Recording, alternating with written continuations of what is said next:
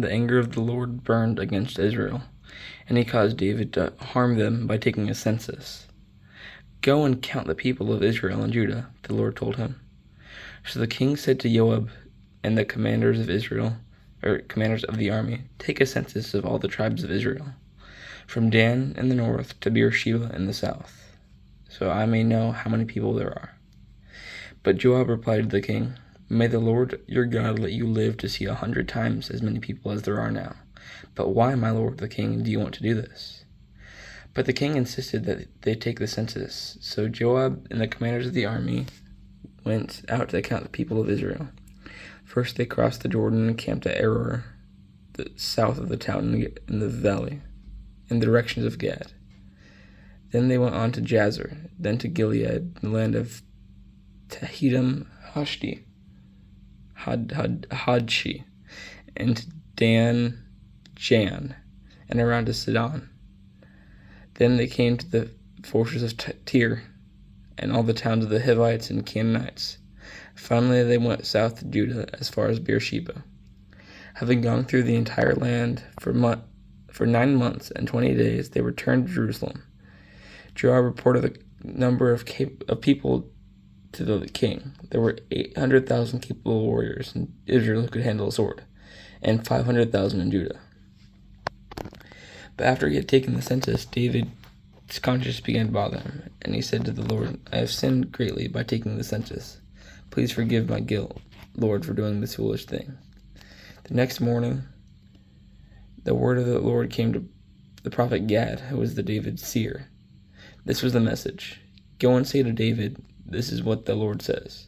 I will give you 3 choices. Choose one of these punishments, and I will inflict it on you."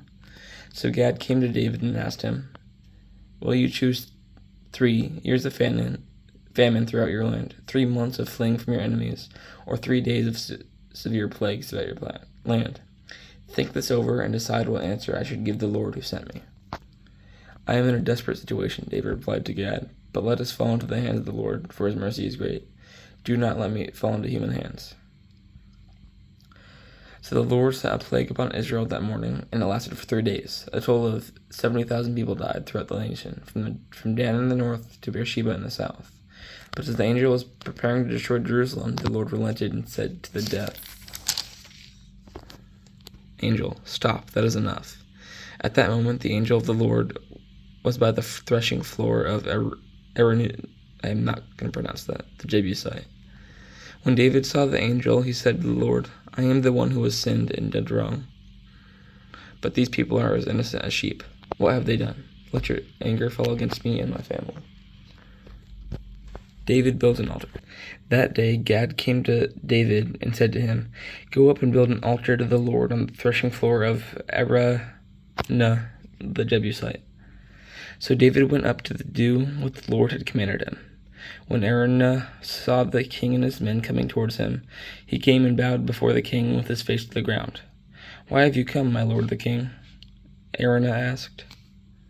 David replied, "I have come to the threshing floor, or to buy your threshing floor and build an altar to the Lord there, so that he will stop the plague.